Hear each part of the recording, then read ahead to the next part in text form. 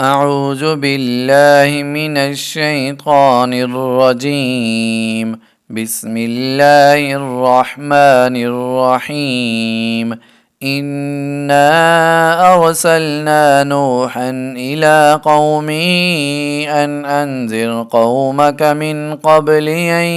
يأتيهم عذاب أليم. قال يا قوم إني لكم نذير مبين أن اعبدوا الله واتقوه وأطيعون يغفر لكم من ذنوبكم ويؤخركم إلى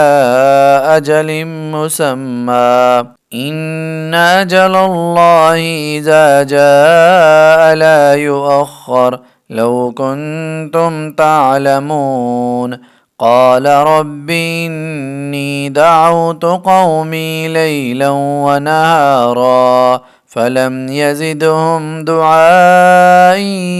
إلا فرارا وإني كلما دعوتهم لتغفر لهم جعلوا أصابعهم في آذانهم واستغشوا ثيابهم وأصروا واستكبروا استكبارا ثم إني دعوتهم جهارا ثم إني أعلنت لهم وأسررت لهم إسرارا فقلت استغفروا ربكم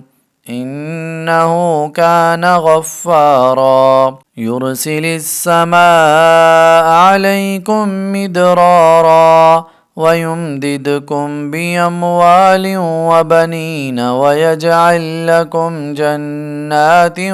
ويجعل لكم أنهارا ما لكم لا ترجون لله وقارا وقد خلقكم أطوارا ألم تروا كيف خلق الله 7 سماوات طباقا وجعل القمر فيهن نورا وجعل الشمس سراجا والله أنبتكم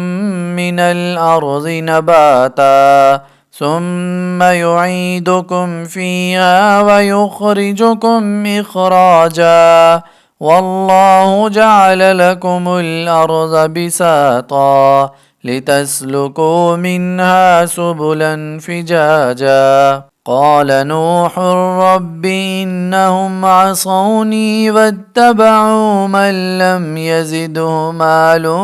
وولده إلا خسارا ومكروا مكرا كبارا وقالوا لا تذرن آلهتكم ولا تذرن ودا ولا سواعا ولا يغوث ويعوق ونسرا وقد أضلوا كثيرا ولا تزد الظالمين إلا ضلالا مما خطيئاتهم أغرقوا فأدخلوا نارا فلم يجدوا لهم